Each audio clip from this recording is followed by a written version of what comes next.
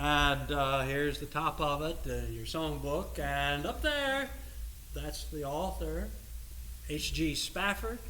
And on this side is the one who composes the music. Sometimes it'll be the same fellow, but in this case, this H.G.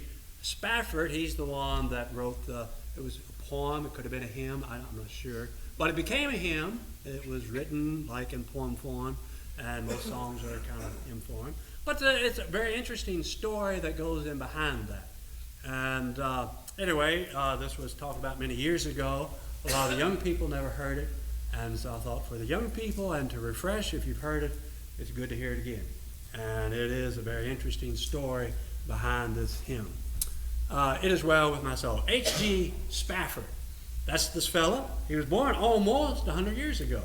He was born in 1829, almost 100 years ago. And he died in September 25th, 1888. His name was actually Horatio Gates Spafford. That was his name. And that P.B. Bliss, that's that fellow here, Philip Paul Bliss was his full name. He's the fellow that wrote the music, and there's tragedy associated with him after he put the song to music. But this Horatio Gates Spafford, this fellow here, he got married in 1861, and this is his wife. Her name was Anna. She was actually a Norwegian. She was very young when her parents immigrated to the United States, and she grew up there in the Chicago area. Mr. Spafford, he was born in York, New York, and anyway, he went to law school, and he moved to Chicago for his business, became a partner in a law firm. But they got married, and anyway, she was several years younger, and anyway, that's the couple there. And he was very successful in his law business, made a lot of money, and he invested a lot in real estate there in Chicago.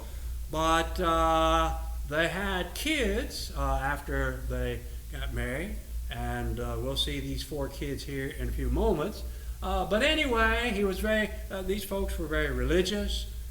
He was actually one of the elders in the congregation that ultimately that he was a member of. And anyway, he was friends with Dwight L. Moody. He was kind of a famous evangelist back in the 1800s, and so they were religious people. But then in 1871, there was a big Chicago fire. I don't know if you ever heard the story, but there was somebody out there milking a cow, probably early morning, because a lot of times you milk before daylight, you milk late afternoon, and so they had a lantern, and allegedly the cow kicked the lantern and started the fire, which caught the bonfire, and most of the buildings were all wooden buildings, and so the fire spread throughout Chicago area, and there were like 100,000 people displaced. There were some 300 people killed. There were like 17,000 structures that were burned. Now the Spafford's house wasn't burned, but a lot of their investments were burned. And so it was some tough times for the Spafford family. And so in 1873, there was an economic downturn, and of course all the problems, and I thought, maybe we just need to get away. And so the plans were they were going to go to Europe.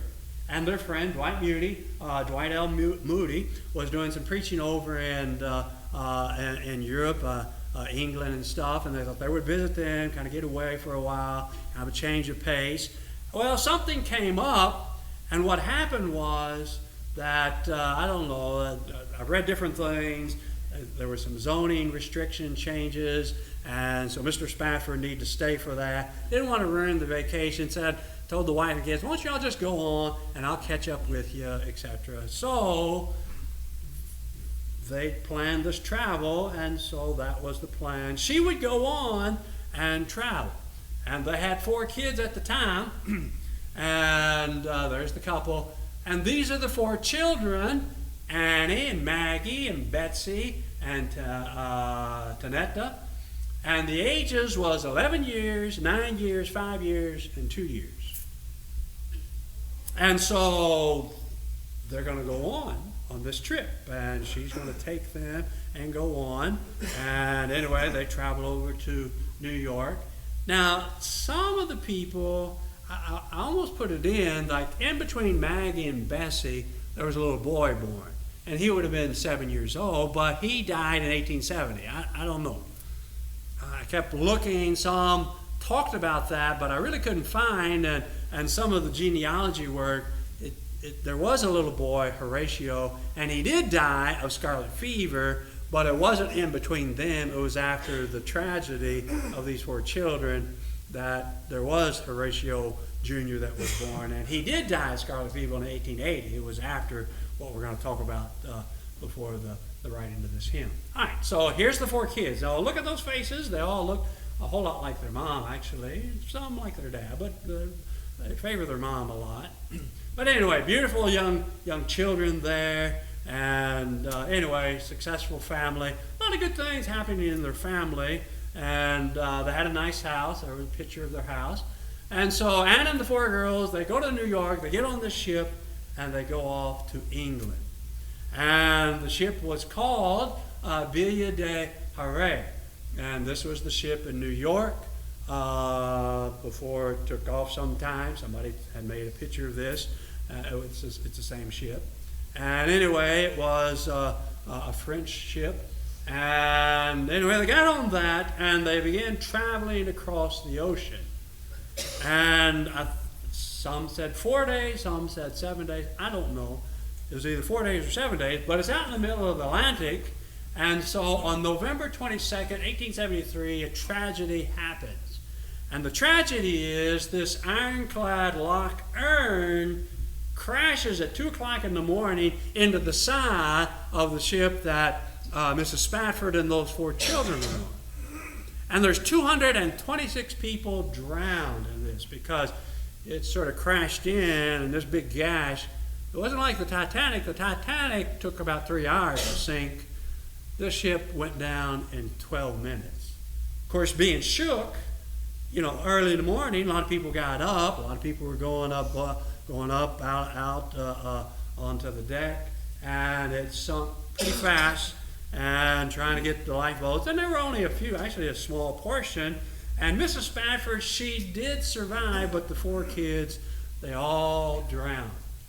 And so she was floating on a piece of wood. The story is that she had passed out, and they rescued her in a boat, and in a rowboat, and she got on a boat, and they took her on to England.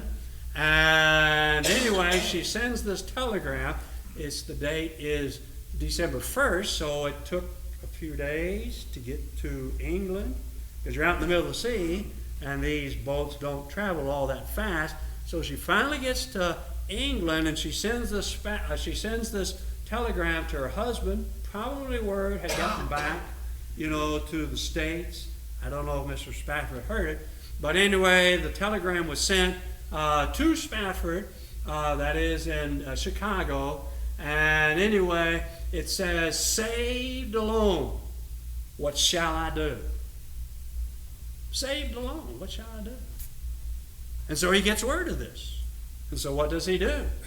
Well, he immediately travels to New York to catch a ship for him to go to meet up with his wife over in England and to try to comfort her. And all this is running through his mind. I mean, he's lost lots of businesses, lots of wealth, from the great fires, and they were trying to recover, and the economic downturn, and now he's lost all 4 of his children. Only his wife survives. And so he boards the ship, and he gets out about halfway, and the captain, knowing the story, says, "Well, we're about where the ship went down, and where your children were all lost." And the story goes, whether it's so or later, but anyway, he writes this poem, "Is It Well With My Soul?" And then 3 years later, in 1876, as P.B. Bliss, he learns of this because they're all religious people, and the D.L. Moody, and P.B. Bliss was kind of a composer. And so he takes the words and he puts them to music, and it's the song, "Is It Well With Your Soul?" And I don't know, you think about the background, it's pretty moving. That he thinks about what happens, he's religious, and you think about the story of Job, and so many parallels. Well, what do? You become bitter against God? Do you begin to have hatred toward God, or what? And so he writes this song, when peace like a river tendeth my way. Yeah, he had enjoyed lots of blessings. Had a good business, had success, he had graduated, he got married, he had kids, and then he lost a lot of wealth. He lost all his kids all at once in a terrible tragedy. And so then he writes, when sorrows like sea billows roll, what do he do? Are we going to be drowned? Are we just going to give up our faith? Are we going to just throw in the towel? Are we going to become bitter toward God? What shall we do? How shall we handle this? Whatever my lot thou hast taught me to know. That's originally, you can look on the letterhead where he wrote it out. He says, thou hast taught me to know. In the song, it says, thou hast taught me to say. So it's the same point. So I put up the original words. So if we're going to say it, we need to know it. If we know it, we'll be able to say it. It says, whatever my lot thou hast taught me to know, it is well. It is well with my soul. That is, we have to trust in God. We don't know what life holds. It has its ups and downs. Tragedy sometimes befall us. Do we give it up? Do we throw in the towel? Do we just become angry? Do we just curse God and die? I mean, is that the philosophy we go by? Wasn't for Mr. Bliss. And so he says, though Satan should buffet, through trials should come, let this blessed assurance control, that Christ hath regarded my helpless estate, and he has shed his own blood for my soul. And so we think back. Our trust is in the Lord. Our trust is not in family. Our trust is not in good. Our trust is not in the blessings of this world. They're only temporary. Our ultimate trust is in God. And that's what he had, was his trust in God. Verse 3, my sin, all the bliss of this glorious thought, my sin not in part but the whole, is nailed to the cross. I bear it no more. Praise the Lord, O my soul. You see, we've got to trust in God, no matter what comes. This fellow, he went through a lot of tough stuff, and yet he trusted in the Lord. And then the final stanza, O Lord, haste the day when the face shall be sight, the clouds be rolled back as a scroll, the trump shall resound, and the Lord shall descend. Even so, it is well with my soul. And then, of course, the chorus talks about, is it well? It is well with my soul. There are a few verses to think about along this line. Notice over there in the book of Job. And Job, a similar character, similar problems, lost lots of wealth. Job lost his health. Now, Mr. Spafford didn't lose his health. Later on, he did lose his health. He actually died of malaria in 1888. But anyway, here's Job. And what does Job say? In Job chapter 13, verse 15, though he slay me, yet I will trust in him. That was the attitude of Job. And of course, Job, he didn't know what was happening. And he looked at what's happening, and it's like, but God's in control, and it must be God doing this. And it wasn't God doing this to him. It was actually the devil. But the devil had slandered Job and talked God into letting him bring all these afflictions. And so though he slay me, whether you're thinking God allowed this or that the devil's doing, it doesn't make any difference. The same point is, and I'm going to trust in God. That was the disposition of Job. And then look there in Job, the second chapter. All right, so Job, he lost all his wealth. And then in chapter 2, he loses his health. And in chapter 2 and verse 9, then said his wife unto him, do you still retain your integrity? Curse God and die. So he loses his wealth. He loses all his kids. He loses his health.